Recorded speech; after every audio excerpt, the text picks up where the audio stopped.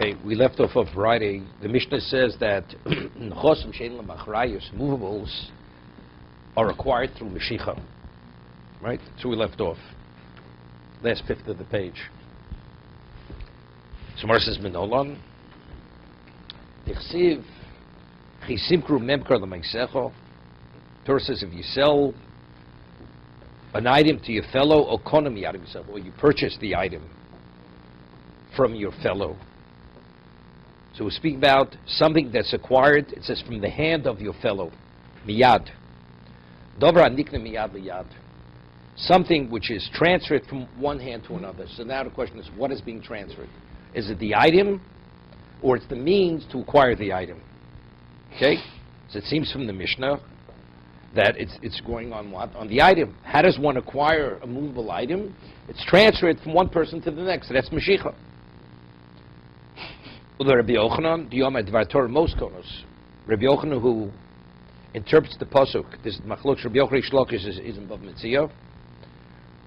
It's not the item which is being transferred, but it's the means of it's the consideration for the item. Doma Dvar Torah Mos Konos, Michael Meimar. So how does Rabbi Yochanan reconcile the Mishnah? The Mishnah seems to be, it's a Doraiso. On that, the Gemara answers, Rabbi Yochanan answers, Tana Takan Jarabona Ketani. When the Mishnah says that Mishicha is a means of acquisition for movables, that's on a rabbinic level. Although on the Torah, so the Pasuk, when the Pasuk says if you purchase something which is given from hand to hand, it's speaking about the means of acquisition, the consideration which is given to acquire the object, not the object itself.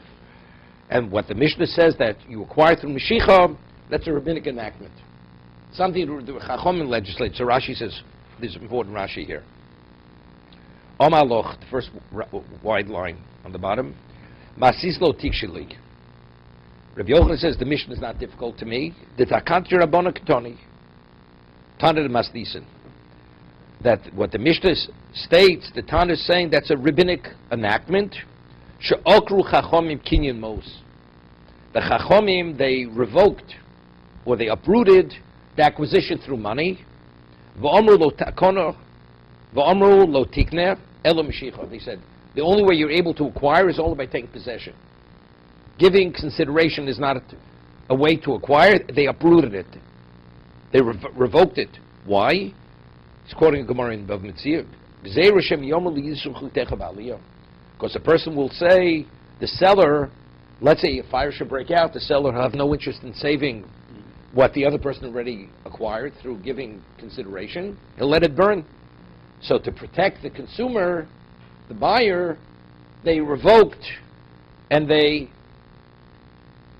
annulled the acquisition, so it should be considered the seller's until the buyer takes possession, takes delivery of the item, to protect the buyer. It's the Marv Mitzia. So Rashi over here says, She'okru chachom kinyan, hamos. They uprooted the acquisition of money. That's Rashi. From Rashi and Bav Mitzia, there's a Rashi of Mem Zayin, it seems to be there that it seems to indicate that the question is, what about when the person takes possession of the item, the buyer? Do we say it's retroactive, like we discussed before by Kinyan Shtar? The Gemara said before that a document, a deed, is a means of acquisition for property. So Shmuel says that's only, money. Money is a means of acquisition for fixed property. However, in a community where they write a shtar, it's only once you receive the shtar. Right? Once you receive the shtar. Because the seller, what?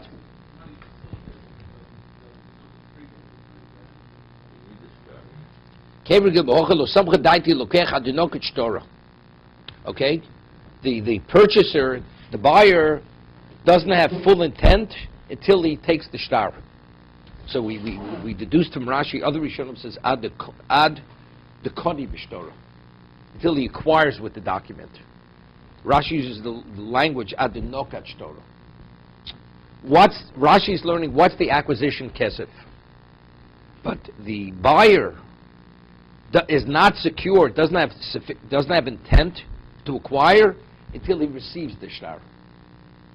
He receives it. The knockout doesn't the adukoni b'shtora until he acquires the document, until he receives the document. So what is the actual acquisition? The acquisition is the money, but it's the equivalent of a conditional acquisition.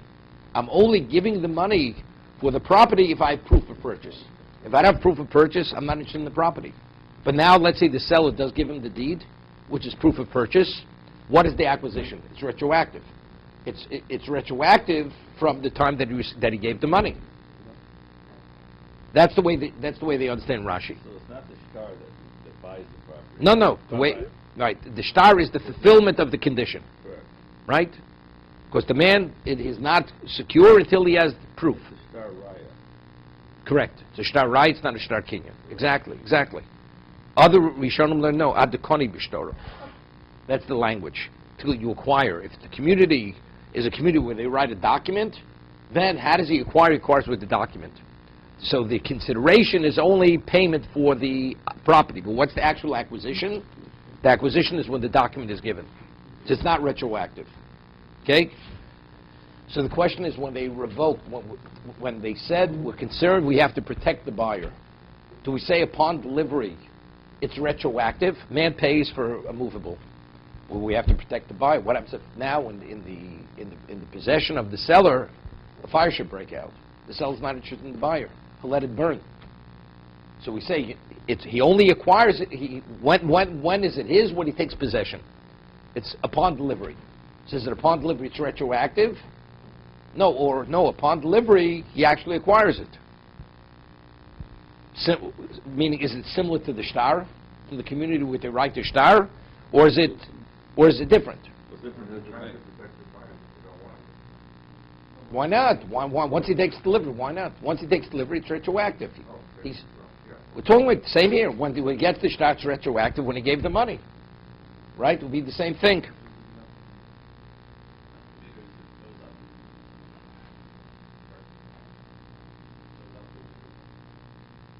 Right. No, but I want to point. But Rashi uses a language here. She'okru chacham kinyanamos. If that's the case, they weren't oker it. Right? They didn't uproot it. Uprooted, the language uprooted means they revoked it. Although on a Torah level, the Torah says when you give consideration, that's sufficient to acquire. But because they were concerned for the interest of the buyer, okru chacham kinyamos. Oker means they uprooted it. They revoked it.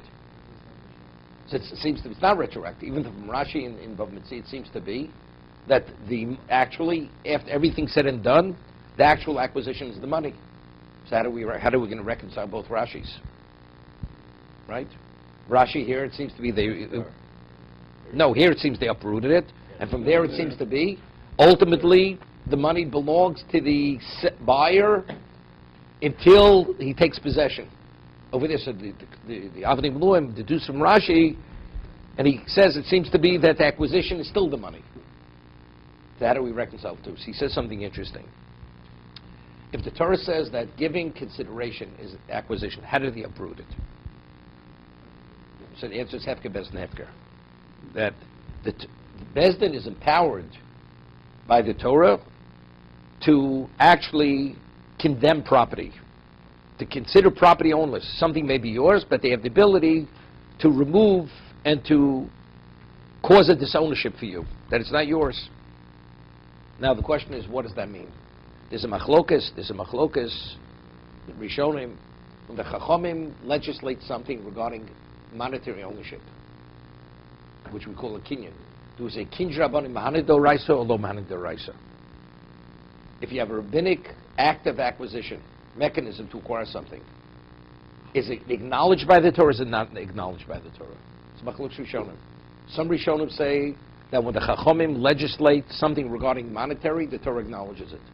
Others say the Torah does not acknowledge it. Kim Jarban Mahani Dorais Loman, let's say according to Rabbi Yochanan. Meshicha. If we say Meshicha's Kona, which is only rabbinical, does the Torah acknowledge that acquisition or does it not acknowledge that acquisition? On a Torah level. Give you an example. You take the item, let's say according to Rabbi Yochanan, Meshicha's Drabanan. Right? The Gemara says, Takon Drabanan. Let's say a person now takes that object and marries a woman with that object. Is that Kedushin Rabbana, Kedushin Doraisa? When you marry a woman with something of value, it has to be the one who's marrying. So if you say Kin Rabbanan Mahani Doraisa, if you say that a rabbinic acquisition is acknowledged by the Torah, so when he gives that item, it's his item. But if you hold Kin Rabbanan Lo Mahani Doraisa, so the item that the Torah doesn't acknowledge it to be his, so she's not going to be Mekudeshes Midoraisa. If he just did Meshicha. If eventually he brought into his house, into his domain, that's Kinyan Chotzer. It's Kinyan Chotzer. But Kinyan Meshicha, which is not fully in his domain, you just pull it from its location, but it's not fully, you didn't take it fully in your domain, that's rabbinical. So it would only be rabbinical. On a Torah level, she would not be married, because the Torah doesn't acknowledge it to be his. Okay? That's a halachic difference whether Kin Rabbanan Mahani Doraisa, Lo Mahani Doraisa. Does the Torah acknowledge it? Does the Torah not acknowledge it? So he explains the Ketzos that position of Rashi is Kin Rabbanan is Lo Mahani Doraisa. But what does that mean? It doesn't mean to say that the person doesn't have rights on a Torah level. Doesn't mean that. He explains Kin Rabbanan Lo Mahani Doraisa means when the Chachamim were invested with the power of Hefker Bezin Hefker, they only have the ability to give you a right of usage. Because otherwise he asks a question. You mean to say the man's a thief? The man's not a thief? If the Chachamim condemns a person's property, and they say, now, B could use the property. If that's the case, he says he's stealing. If the Torah doesn't acknowledge what they do, so how do we understand it? They say it's based on psukim. They're empowered, but they're not empowered. What is it? If they're empowered, that means we acknowledge it. If they're not empowered, then we don't acknowledge it. What is it? See, he explains the Ketzos, the Avdim Luim, same person. He explains they have the right to give you a Kinyan Perus, right of usage. Meaning, we talk about, I'll give you an example. A person owns a piece of property, and he allows somebody to build on his property. So the property belongs to the one who owns the property. The person leases the property to build on the property. What's a Kinyan Chotzer? A Kinyan Chotzer, let's say I lease out my domain. So who owns the domain? The owner of the domain owns the domain. The tenant has a right to use the domain. That's called Kinyan Peiros. The right of usage. That's Kinyan Peiros. Hefker Bezin Hefker means it's a right of usage. The Chachomim were empowered by the Torah to give a person the right of usage. Meaning the actual item, they cannot confiscate from a person. That remains the original person's. But the usage of the item, that they have a right to. That they're empowered to give someone. So let's say they say, we permit you to eat that. What is the value of food? Food is consumption. Even though the usage ultimately will cause it to be consumed, they have a right to do that. But let's say we talk about acquisition. Let's say Meshicha. It's a rabbinic acquisition. The actual item itself, if you give a woman a ring and say you have a right to wear this ring for the rest of your life, but the ring is not yours. The value, it's a different value. If the actual ring belongs to her, or it's the usage of the ring, the wearing of the ring. So according to Rashi, if let's say he acquired the ring through Meshicha, according to Rabbi Yochanan, the ring is not his ring. No. If he says with the usage of the ring, it has value. So it's a Shava Pruta. It's definitely a Shava Pruta, right? The benefit you have from receiving the ring, right? It's Shava Pruta. If it's the actual value of the ring of the ring is not his, unless he fully acquired the ring. Okay?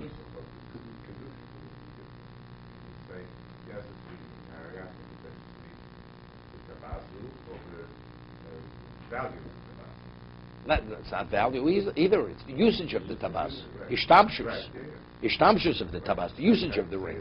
Right, according. Yeah, that's if it's Meshicha. If you cone it through Meshicha.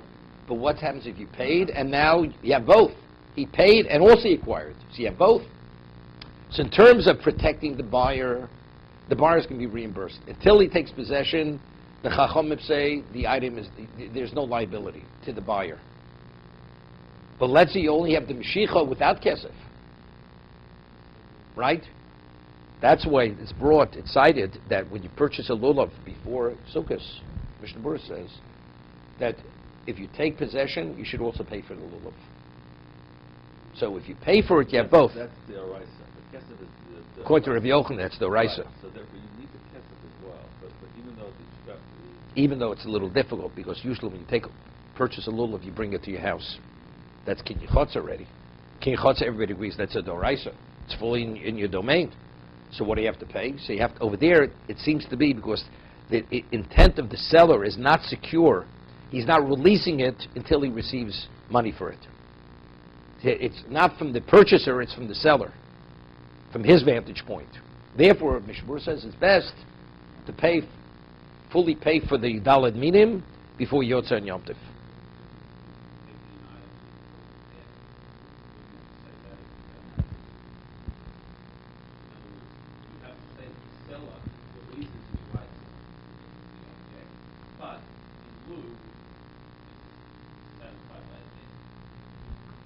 You have to speak it out.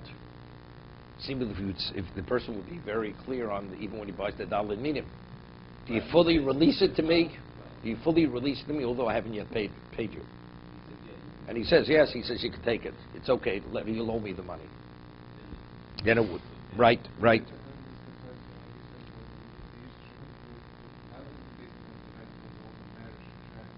Same thing. The money that you gave as a gift, gave for kiddushin, is not your money.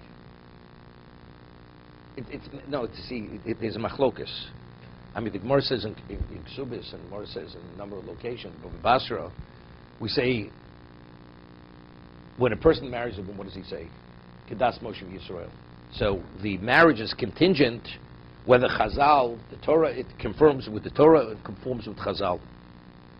Right? The Gemara says that if a person forces a woman to get married, he hangs her from a tree, and he says, I'm not taking it down from the tree unless you're agreeable to take the object of value in marriage. And she says, I agree. Let's say a person would purchase a piece of property in such a way. It's called Tluya V'Zovin Zvini Zvini. As long as you pay fair market value for the item, for the property, it's valid. Although it was under duress, did the man have a choice? Doesn't make a difference. If he says, Rotzani, he says, I agree, the sale is a valid sale. So if a guy has a gun to the woman's head and says... Wait, before we get to marriage, let's first talk about property. Right? So the Gemara says, if that's the case, by marriage it's be the same thing. So the Gemara says it's true, it is. But the Chachomim, they annul the marriage. Why? Because that's not the way you marry a woman. Because Osa Shelo Kohugin. It's not appropriate. That's not the way you marry a woman. Who Osa Shelo Kohugin will deal with him as he dealt with the woman. Therefore, we annul the marriage. Wait. So the Gemara is how? It says, Hotena Kodesh Bekaspo. So if he says, Harei Mukadesh Li Kadash Moshe Yisrael, it's contingent whether Chazal are agreeable or not. So they say, this kind of marriage we're not agreeable because the marriage was contingent whether we agree or not. So the Gemara says, what about if he doesn't say Kadash Moshe Yisrael? He doesn't say it's contingent whether they agree or not. So the Gemara says, Hotena Kodesh Bekaspo.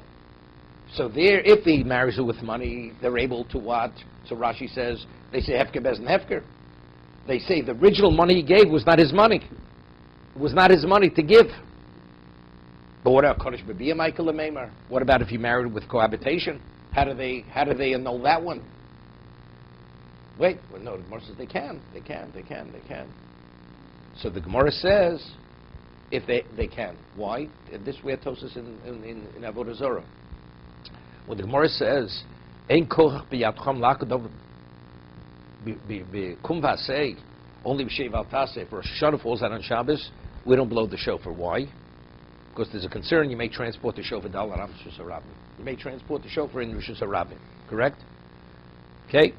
But how are they empowered? The Torah says you must blow shofar. Yesh koch b'yadcham lakadov min haTorah b'shev al taseh. The Chum are empowered by the Torah to annul a mitzvah as long as the non-performance is passive. But what about if they legislate you should actively violate the Torah? They're not empowered. Those are the words of the Gemara. They do not have the power to uproot the Torah where it's they tell you go be proactive. Proactively uproot the Torah. So Tosa says it doesn't mean that. Tosa says they're empowered, but usually they don't. That's what Tosa says in Avodah Zarah. They can. There are times where they have to and they can.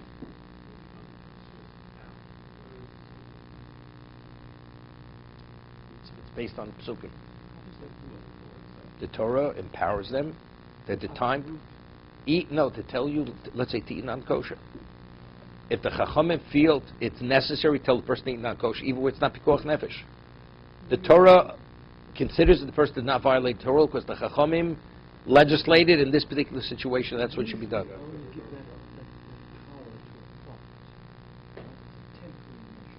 Correct. You say here is we can extend that concept. But it's not on an ongoing basis. It's also, even a prophet, it's not on an ongoing basis. On a temporary. Correct. We have Tosa. Tosa says, the Mishnah says in Avodah Zarah that when a king dies, it's not equal. It says that, it's today's Daf Yomi, that the Gemara says that if a person consecrates an animal today, what do you do with the animal? What? No, you can't. It's Kedushas Aguf. Kedushas Mizbeach. Consecrated for the Mizbeach. What do you do with it? Because there's a concern of takola. Because if somebody may benefit from the animal, so you lock it away and let it die. So over there, Tosa speaks about a case, cites a Gemara in Sanhedrin. Mishnah says that if a king dies, you're not permitted to benefit from his personal effects. So it says if it's his clothing, you burn them. What about if it's his horse? So it says you cut off its hooves, that you cannot ride on the horse. To indicate, no one, Tosa says, if you're Tzar Bal Chaim Rabbanon, that you're not permitted to cause pain, undue pain to an animal is a rabbinic law. Okay? They said you're not permitted, and the times that you are permitted. But if Tzar Bal Chaim Doraiso, how could they tell how you're permitted to cut off its hooves? You're actually causing undue pain to the animal.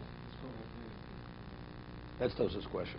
So that's what Tosa says this. He says, although we say, the Chachamim not empowered to uproot the mitzvah in being proactive, but it doesn't mean that. It means they normally would not do it. But the time such as Kavod HaMelech, to honor the king, we do it. Okay? So that's the Gemara of Basra also. Somewhere says, what about if he forces her to marry him and he marries her through cohabitation? How do they uproot that one? So the Gemara says they have the power. The Gemara doesn't explain how. So that's what Tosa in Avodah Zarah, that the times, for the sake of maintaining society, they have the right to do such things. It's a harosh. Well, this is not a normal situation. The act of getting married is not a mitzvah, it's a transaction. It's a mitzvah. It's also a transaction. It's a question. It's not a transaction. You're not acquiring anything. It's not a transaction. Even though we use the term acquisition, you're not acquiring an object here. So what are they? I understand. They're in the mitzvah. I can understand. The woman assumes a status of a married woman. They say there's no consequence of this action. It's not hefker. There's no consequence of this action. Normally, the Torah says there is a consequence of this action if it's done with a certain intent in the presence of witnesses. Here they said this action has no consequence. That's what they say. Bia. Although she agreed and he has the intent to marry and the witnesses, it's not valid. It has no consequence. They have that power. They have the power not to allow it to take place. So she's not a basula.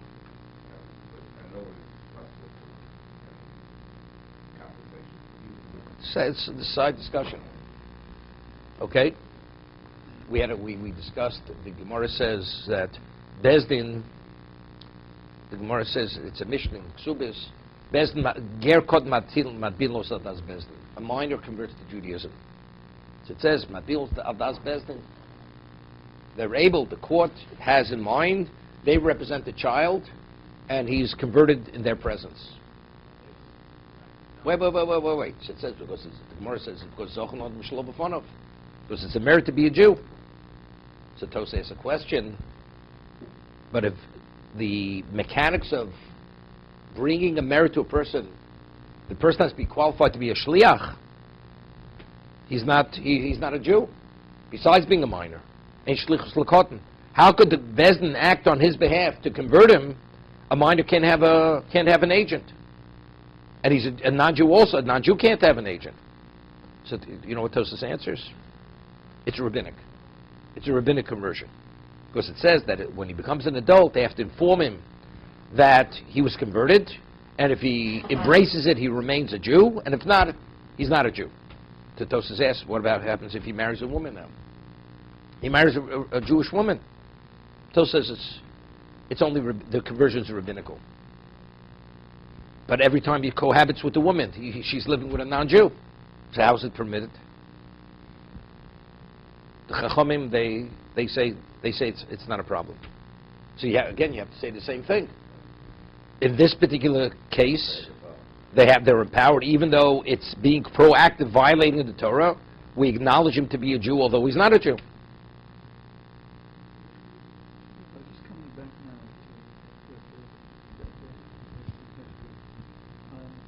to going with the view that says they cannot change ownership.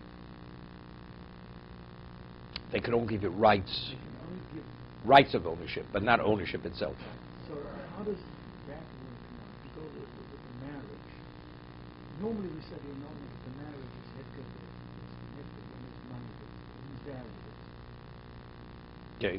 But here we're saying that they cannot strip the person of his ownership rights. Okay. So how does that work? But they could say that she has no usage rights. Maybe she doesn't have usage rights. What about a person that has something, but she has no usage of what she's given? Right? We said, it's interesting, we had earlier, the Rambam holds that... But she used it. No. Again. She did use it. I mean, he gave her something and she used it, and now, 20 years later, the big thing is coming along to annul the marriage. But you have no usage right. I used it. I ate it. Okay, two things. Firstly, he gave her the item that it's hers. It wasn't hers. Wasn't hers. Not the technicality. Okay, it's a technicality, but it wasn't hers. Her mindset was that it is hers, and it wasn't hers. Now, how do they have the right to do that? Because Hefker and Hefker only has the ability to... Well, they're saying initially what was given to be yours is not yours. Is not yours. So what did you have? The actual item is yours, but you used it illegally. No, you used it illegally. Let's say, according to we say now, all they could do was take away your usage rights. Right? Usage rights. So what did you receive?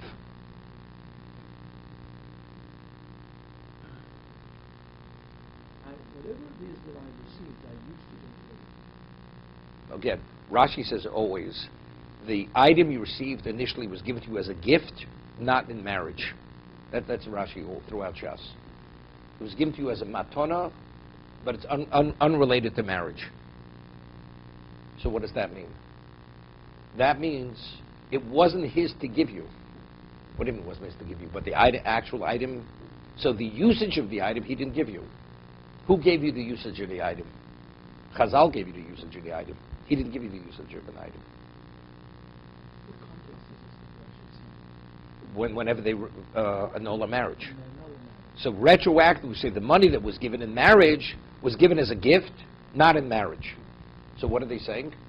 So according to what we're saying now, the usage of that item, right, was not given in marriage. The Chazal gave you that right to use the item. It's very good. No, it's good. We had earlier, if you remember, we ruled, Tosfos learns, Mataram nas lahachzir. The Gemara says rabbinically, it's not a good marriage. Tosfos learns rabbinically, it's not a marriage. You give a woman a ring, on the kiddushin she returns it to you. Right? So Rashi, so Tosfos Rabbeinu Tam says, on a Torah level it's a marriage, but because it can be confused with chalipin, right? Remember Rabbeinu Tam, chalipin on a Torah level is not a marriage. Okay? Because it's not a kinyan kesef. But, so since Matonam Naslahaze could be confused with chalipin, therefore, rabbinically, it's not a marriage. That's Rabbeinu Tam. Rambam says no. Midoraisa is not a marriage. Why? Why in a Torah level it's not a marriage? Because he says, for marriage, she has to be able to benefit from it. And if she cannot have full benefit from what she's given, it's not a marriage. Although, let's say for Dalid Minim, you have to own it. Right? You do own it. You own it, on the kiddushin you return it.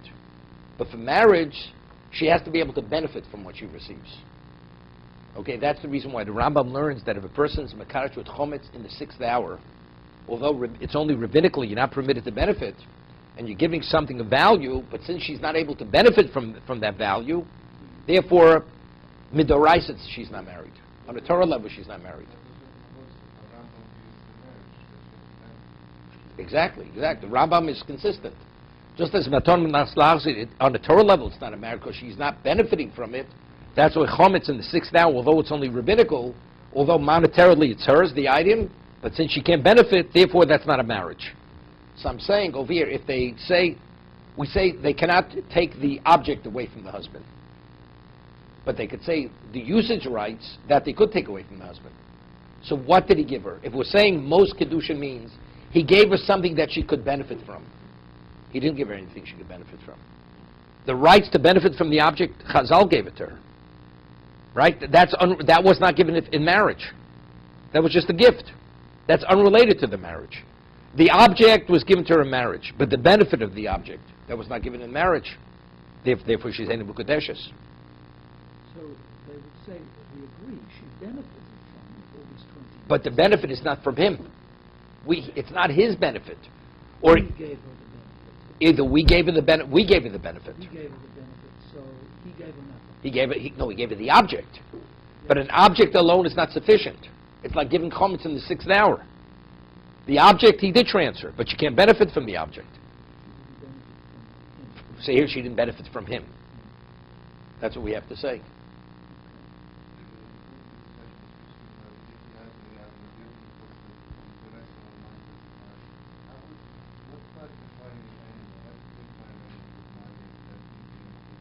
You can. On a Torah level, you can acquire an animal. Animals are movable. Right. According to Rabbi Yochanan. Now, there's a question among the Rishonim. Rabbi Yochanan says Mosa Kona. Right? You acquire with money. What's the pasuk speaking about? If one individual sells something to another individual, right? So it says, so the question is, what we speak about the object, or we speak about the means of transfer? That's the machlokes Rabbi Yochanan Rish Lakish. What about you come upon something which is hefker? How do you acquire that according to Rabbi Yochanan? Right? So we're talking about an object which there are no two parties involved. There's only one party involved. It's an ownerless object. How does one acquire that? Wait, so that's a machlokes Rishonim. So Tosas says in Bav Mitziyah that when does Rabbi Yochanan, say money is needed? That's if it's a transaction between two parties. But if we're not dealing with two parties, then even Rabbi Yochanan agrees taking possession is sufficient. On a Torah level. No other way. No, there is another way. There is another way. Of course there is. You could take it a kinyan chotzer. Right? Bring it into your domain. But kesef is irrelevant here. I know kesef. So when kesef is not possible, what is the means of acquisition? So Tosas says that he's only arguing when there is somebody transferring, that person who causes the transfer, what is the means of transfer? But if there's no one transferring because it's an ownerless object, even Rabbi Yochanan agrees, what is the mean of acquisition? Taking possession. Taking possession is Mashiach. The Ramban argues. The Ramban says no. Ramban says, the Torah says the only way you're able to acquire is no such thing as Mashiach. Mashiach seems to be it's rabbinical. So how does one acquire? So he says, what? He says it would be chotzer. Chotzer, bring it into your domain. So over here there's a ktsos who asks a question. The Ramban's position is that kinyan chotzer is when you bring it to your domain, it's no different than kinyan yad. Kinyan yad, you put something in your hand. So the ktsos says that it's Mashiach. Mashiach is yad, you're taking possession. So the way they answer it, no, there's a difference.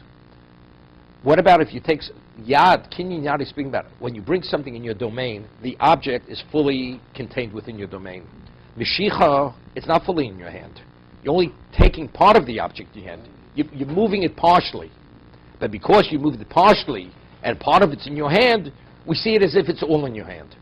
But kinyan chotzer, even though it's yad, but factually it's fully contained within your domain. So let's say you put something in a person's hand, a small object, and it will be in the palm of his hand and contained with his hand. That's kinyan chotzer. So even the Ramban would agree. That's like Hakbah. Mashiach. No, Hagbah, the object is not fully in your hand necessarily. We spoke before about lifting an animal. Right. The animal is not fully in your hand. Okay, still. A ring or something, money. I put money in the hand because they ask an interesting question. According to Rabbi Yochanan, the means of acquisition is money. So let's say the seller receives money and he transfers the item. Now, how did the seller acquire the money? You have the question. That's where the Rishonim asked the question. If you're telling me, according to Rabbi Yochanan, the only means of acquisition is money, the seller has to receive money from the buyer. How does the seller acquire the money to transfer the object to the buyer? Right? So according to Tosfos, very simple. Since when you're not able to apply the principle of kesef, Mashiach it acquires. So that's how the seller acquires the money. But according to the Ramban, that where you can acquire with money, you could acquire with yad. So, and the Ramban says that yad, Mashiach is yad. So it's yad. So the difference is the acquisition of the hand is only when it's partially in your hand. That's Mashiach.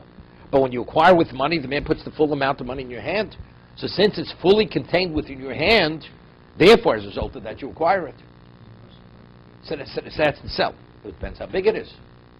Right? So then you put it in your courtyard. Chotz is also yad.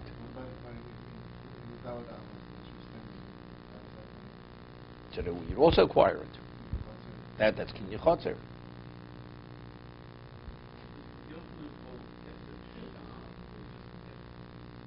Kesef, only kesef. Metaltlin not kona. No, everybody agrees. No. We'll get back. I just want to bring out one thing. The Avdim Lum says something very interesting. The halacha is, we speak of kinyan dalar amos. If you come to off the side of a public domain, simta, right? We had it earlier. Tzidi Rishus Harabim.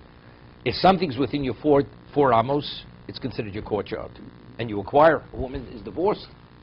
How is she divorced? If you hold that rabbinically, it's hefker bezin hefker, right? So how's a woman divorced? It says that if the get lands within the dalar amos of a woman, although it's only rabbinic, it's only considered her courtyard, her domain rabbinically. Why is she divorced on the Torah level?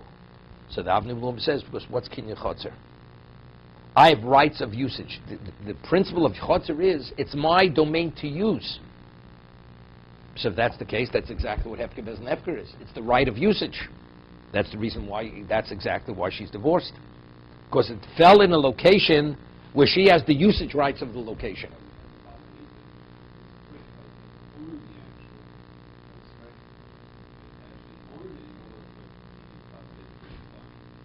Okay, Balater is less than a minority opinion. Okay, to be continued.